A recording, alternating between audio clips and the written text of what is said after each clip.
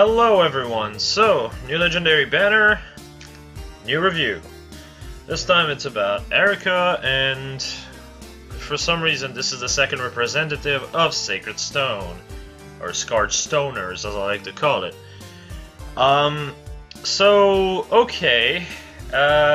This is our second representative of FE8, FE7 has 2 representative, FE13 has 2 representative, FE4, 5, 6, and 2/15 has none.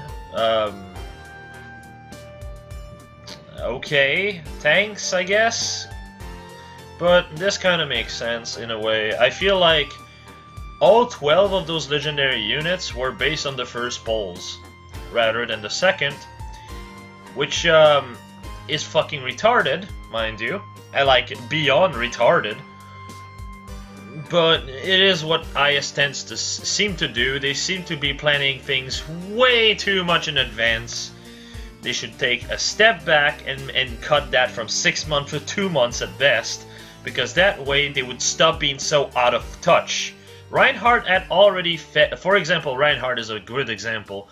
They continued making high-res unit that has no depth with lopsided res versus defense for range unit, way after Reinhardt just lost a lot of his relevance. But they kept going, they kept going, they kept going for like 10 months.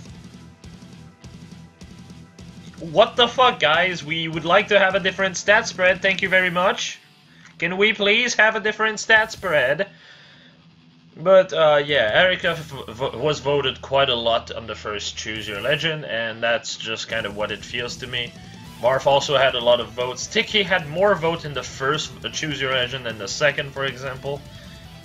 This is the kind of things that makes me think they just care about the first Choose Your Legend and did not really use the Choose Your Legend 2 as point of reference, which is stupid.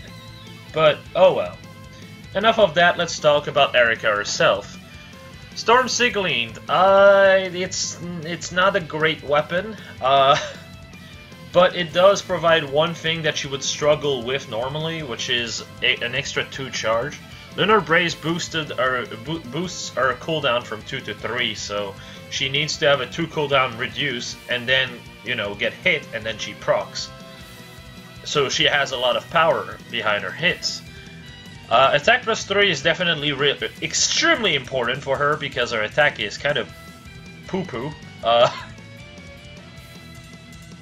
But she requires people to be around her if she wants to get the extra charge. No, she wants to be alone, actually, if she wants to get the extra 3 defense, 3 res, and also the extra special cooldown per follow-up. Now,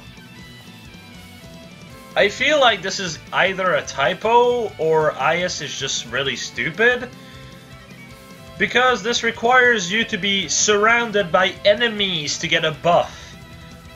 That's Ephraim's shtick. Eirika was always surrounded by people, and that's what made her strong. That's literally what her base form is about. But this one is like, nah dude, you gotta be a lone wolf. Excuse me? That doesn't even make sense! What?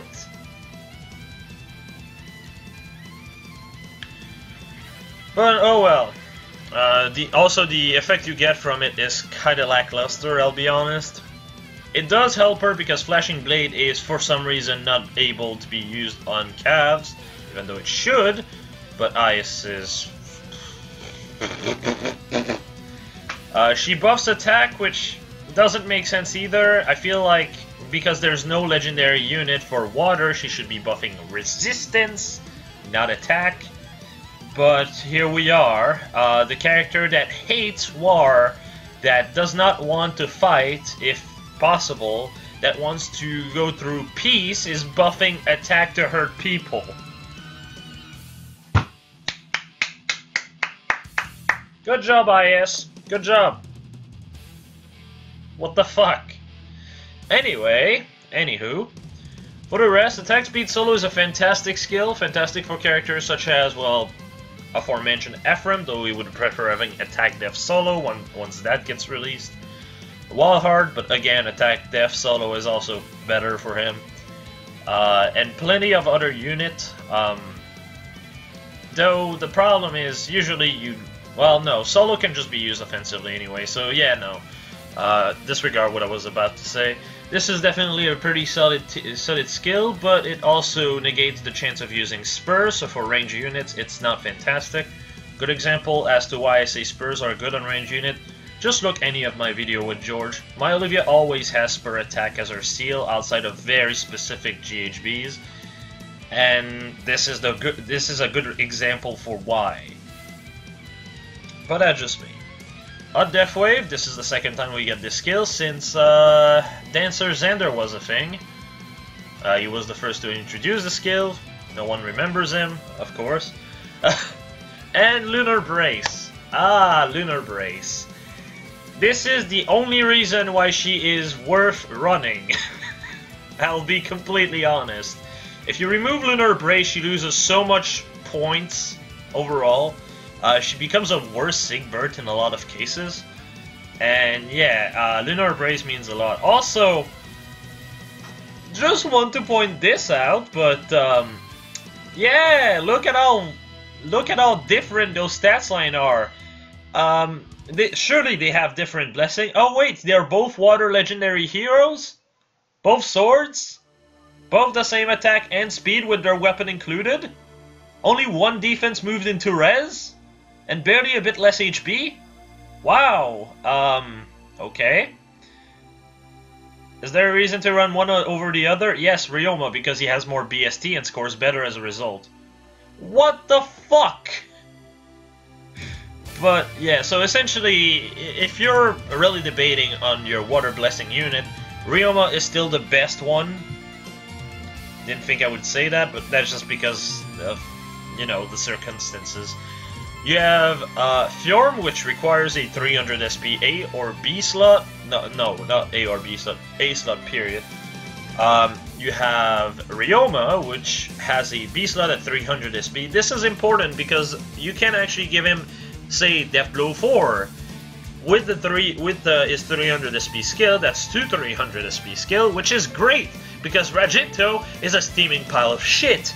But that means you can replace it because you have 2 300 SP skill without losing an SP bin. If you don't understand what I mean with SP bins and all that shiny stuff, watch my tutorial video about arena scoring. It's going to give you a lot of insight on that regard. So essentially, Ryoma scores better, and then you have Eirika, which can do the same with her weapon, but 156 BST versus 161, so Ryoma has better BST, so he scores better. Ah, what a shame. So, yeah, unless you like the character, or you just want her for what she is, a red cav, don't bother. That's basically what it is. Anyway, so Lunar Brace, really, really amazing skill. I actually did some tests, and first off, this works essentially like Black Luna, as you can see here. Black Luna would basically remove 24 defense from 30 defense, as it is an 80% reduction, which means you would do 6 plus 6 plus 24, that means 36 damage. As you see, Ephraim takes 36 damage here. It's the same kind of logic. So yeah. Yeah. I was actually expecting Moonbow to be like taken in consideration first, making the defense go down to 21, so then the Lunar Brace effect gives you 10 more attack instead of 15. That was confirmed to be wrong. So yeah, here we are. Yeah! Black Luna on a horse, guys. That's fun. She is extremely strong. Oh, and also, before I continue, I do want to point this out. All of those screenshots were given to me by Camfree, a YouTuber from my Discord.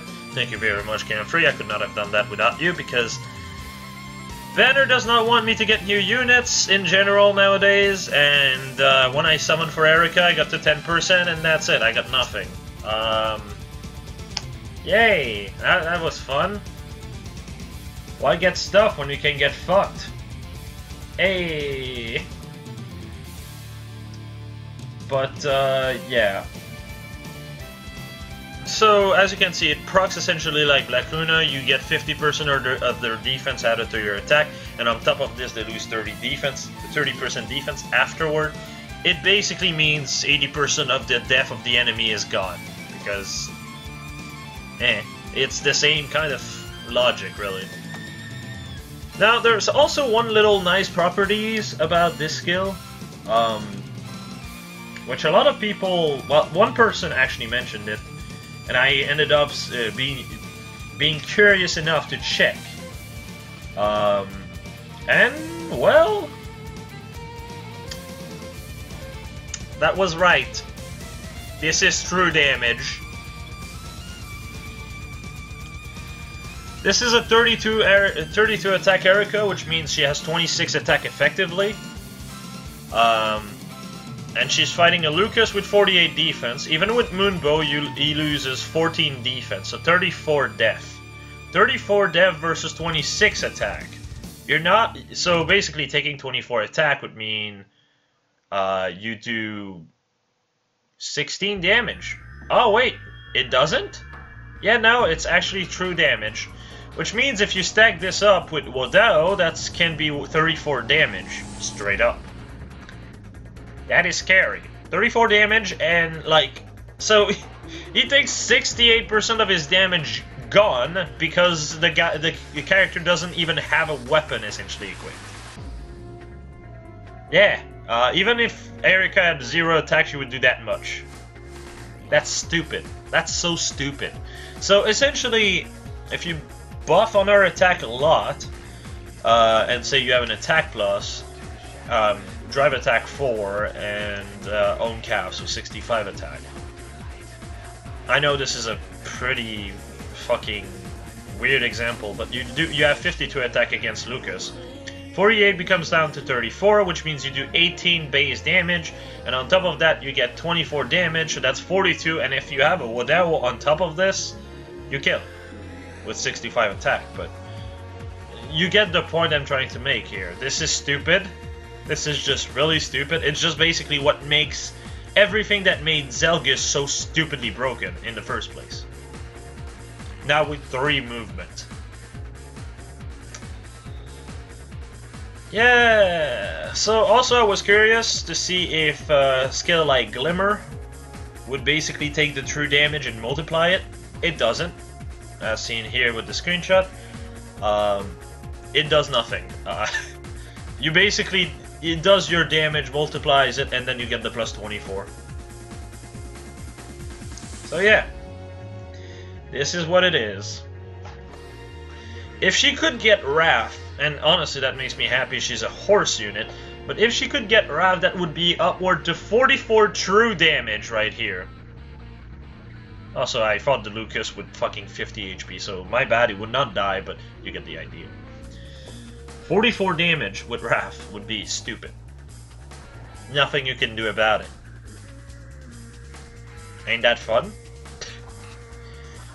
So yeah, she is probably one of the strongest red legendary, if not the strongest legendary, but you know, it is what it is.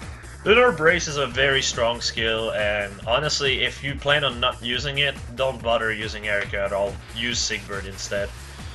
So, alright, let's move on to the comparison, because, you know, as I was saying, Sigbert. I added their weapon to the calcs because might as well. So essentially, Sigbert ends up with a flat 4 more attack and same speed when initiating with his weapon. And more defense, and more HP, and some bit less res, which doesn't exactly matter at the end of the day because both of their res are a bit too low to begin with. For example, Legendary Tiki, neutral, attacking a unbuffed Eirika while she is unbuffed herself, one-shots her. Yeah, that's a problem. But yeah, so Sigbert is straight up better when it comes down to stats, if I'm being completely honest. His weapon is also better, in my opinion, because it's more consistent and you can use it with people around you, which means you have access to Spur, to goads and such. There's no reason not to. But yeah,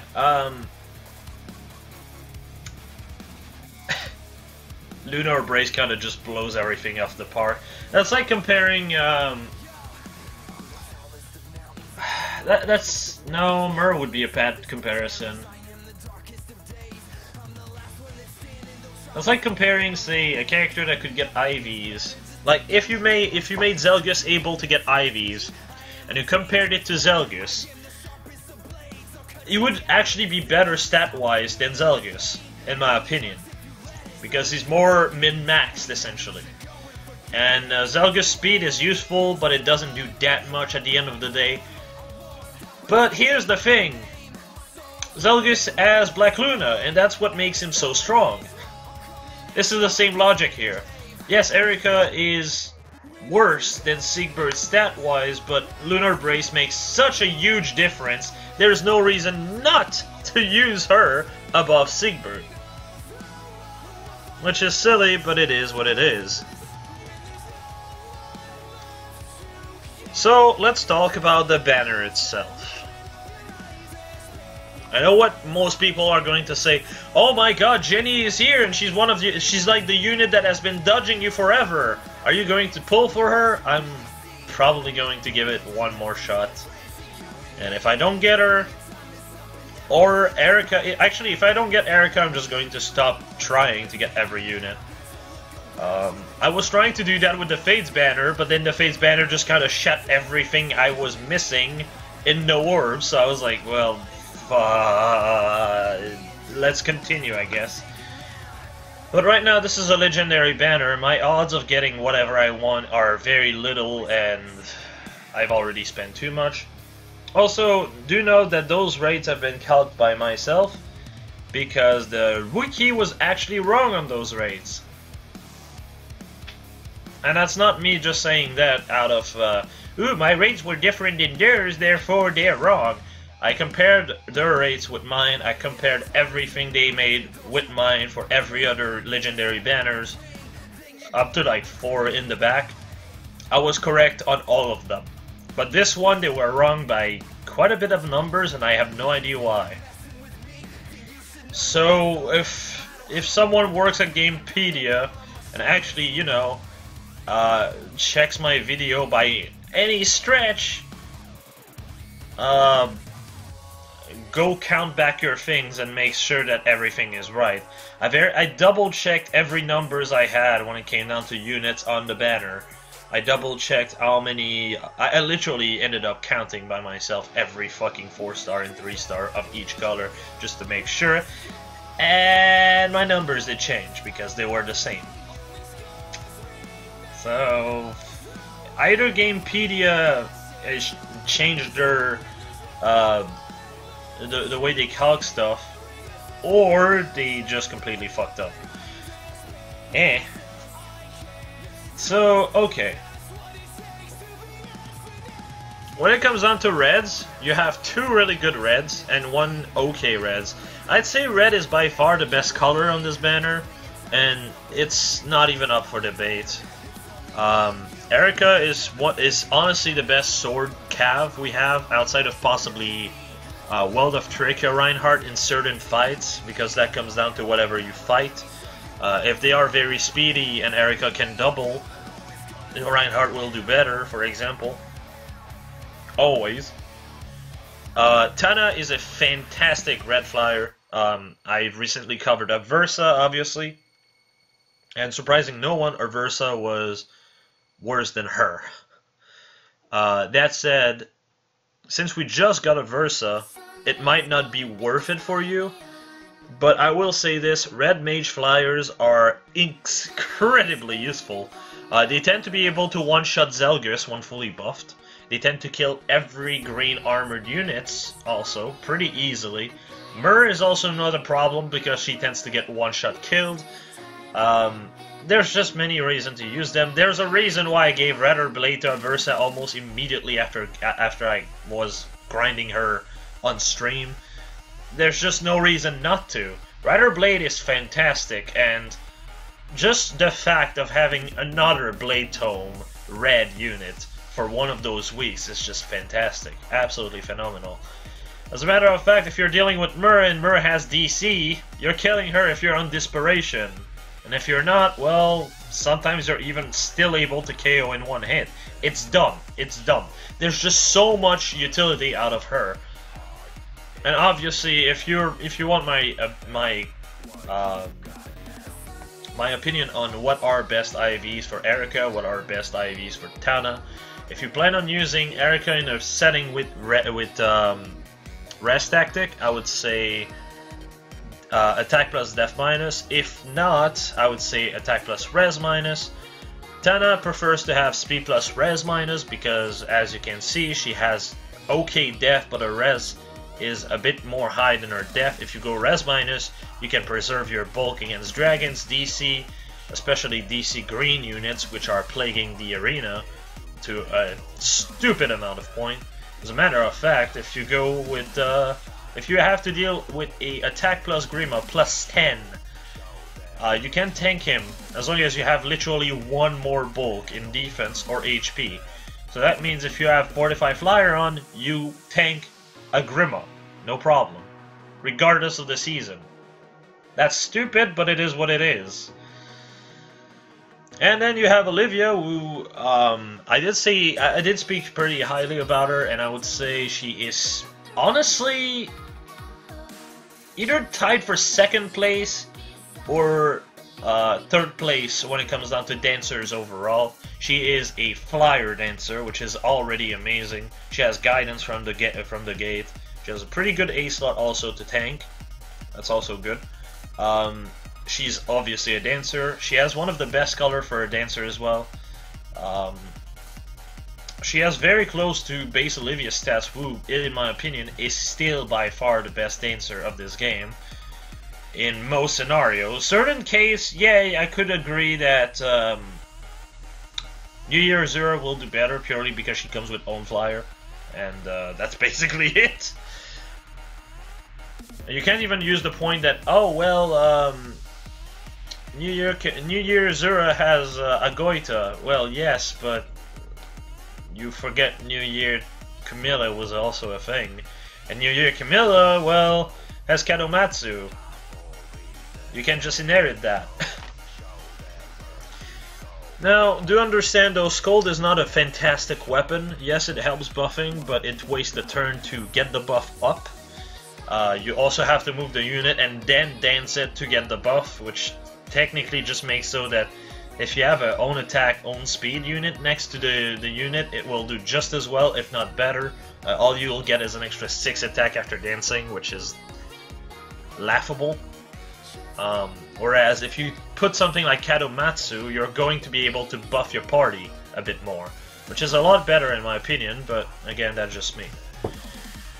Now, let's talk blue. Ephraim. Ephraim is honestly one of the best blue legendaries.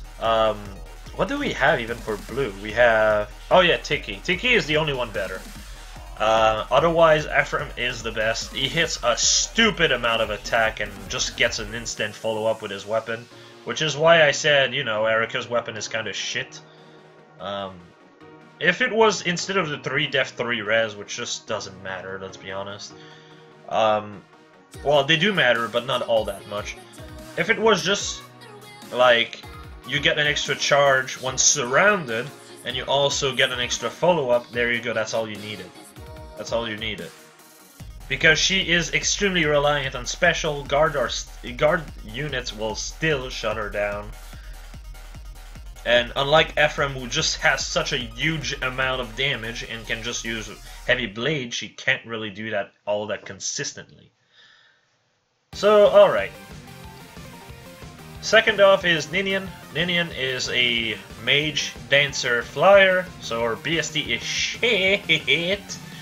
But with the advent of dual skill, that probably won't even matter. And anyway, you can run Blar Blade with her, which just completely alleviate any problem she has when it comes down to stats outside of, well, arena. But you know, And then you have Sumyo, who's a gold mine for father, and literally nothing else. Yeah! Let's move to green. Honestly, it's kind of funny how red is the best, blue is the second best, green is the second worst, and then colorless is just the worst. Okay, green is Lin, who is by far the worst legendary unit even to this day. That hasn't changed and probably will never change. I don't think I have to explain why. I've already made a video about her banner, and yeah. As also Swift Mulligar, still not on Brave Lin. Don't know why, it's not even that good a weapon, but whatever. Okay, Mel Grimma, by far the strongest green unit of this game when it comes down to damage potency. Kills so many units, even reds. Zelgus can get one-shot pretty consistently as well. Well, not one-shot, but unless he runs a build that's going to one-shot by using Black Luna, he's dead himself. Straight up. That's just how threatening Grimma is. Sanaki. Sanaki has Defrez Link. That's basically it. She has a very serviceable stat line with a very good weapon. But she is a bit shaky when it comes down to defense. Dragons will tend to be able to one-shot her in a lot of cases. Now that Tiki is a thing, I think she could actually potentially serve as a check for Tiki. But that's pretty much all I can think of. So, alright. Now for colorless. Look, it's Grimma again! We haven't seen her ever! Am I right, fellas? And she's coming back next month. And we have 2 red focus. 2 red units confirmed for January. I feel like we're going to get double legendary units from now on, which is very strange. But it is what it is, I suppose. Yeah. Not too interested in legendary units, honestly, at this point. Just means we'll have, like, next to no colorless. I was hoping for colorless Helm, but it's probably not gonna happen, let's be honest.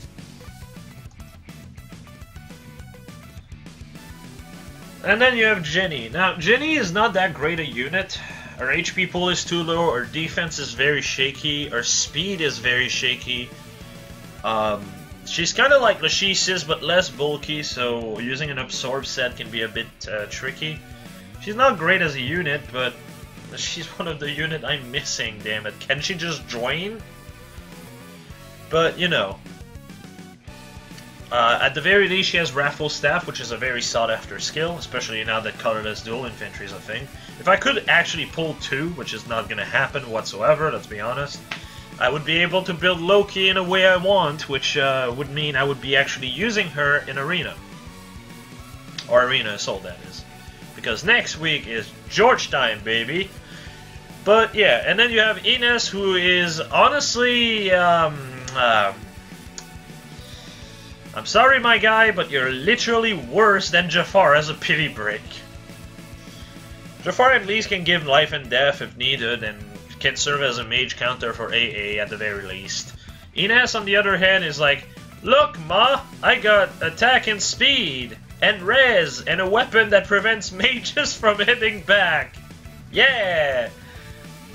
It's great that you can actually prevent, you know, dragons from hitting back, but the problem is you need to be surrounded by a unit to do enough damage to kill dragons. So all your the only purpose Ines ends up having is as a bruiser. Yay! That's what I wanted for my archers. Looks at Jacob. Looks at George. Yep, that's what I want in my archers, failing to get kills. But yeah, I suppose that's that. Now, before I leave, there is a little bit of information I want to also talk about. This is this notification. I don't usually cover news, but I figure this is worth mentioning in case you haven't heard about it yet. We are confirmed to get Radiant Dawn on January, and we are confirmed to get Binding Blade on March. This is a great example as to why the way they run Fire Emblem Heroes is really poorly made. Because let's be honest here, if you are to the point you need to announce something 5 to 6 months in advance because you can't put it on the next month because a lot of people want it, because a lot of people are sick of waiting, what the fuck? Literally just move one of your month forward, change maybe their kit a little, and there you go. Release them on next month, there you go, it's not difficult. But no, it's all about having that 6 month gap ahead of you. Are you serious? That's depressing. That's honestly depressing. So, also, Binding Blade will finally get a banner. Only took 25 months. Are you fucking serious? And they have the gall to say, oh yes, Fire Emblem. Fire Emblem Heroes is the celebration of Fire Emblem. My ass. Fire Emblem 5 has had one banner with all alts. Thanks. Binding Blade still no banner. Path of Radiance and Radiant Down combined is like 3 banners. What the fuck is wrong with these people? Oh, but gotta celebrate that awakening in face on every seasonal. Come on, guys. You can do better than this. They also mentioned to make a big update to Fire Emblem Heroes at the end of January, which fantastic. That's great. Or not the end of January, the end of the year. So, or was it the end of January? I'm not sure. It's something that someone posted on the Fatuber Hub.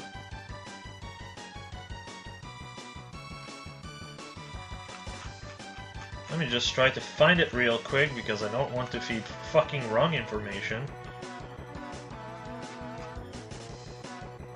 Where the fuck are you, Evenus?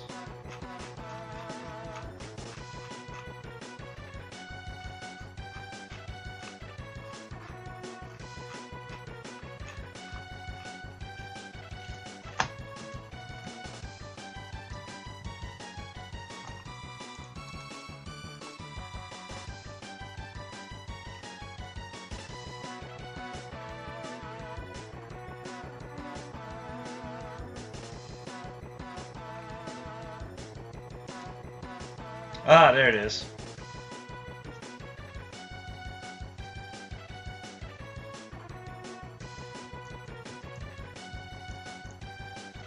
Fire Emblem Heroes continues to grow with a sustained number of active users and total sales rising at a steady pace. Fuck you. The share outside of Japan continues to expand gradually, and the numbers of active users outside of Japan has already surpassed the number inside Japan. No shit. This is one example where sustained operation of a smart device application has led to the cultivation of a market outside of Japan. We plan a major update to version 3.0 around the end of the year and intend to keep pouring effort into development and operation so even greater numbers of consumers continue to enjoy the game.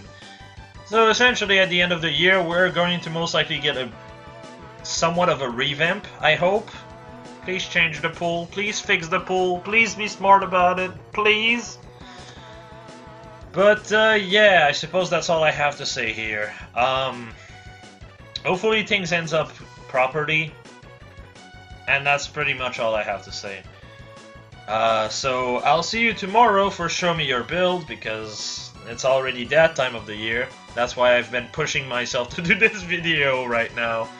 But yeah, have a fun one, everyone. I'll see you later on my Discord if you wanted to speak. It's going to be in the description, as usual. Have a nice one, y'all.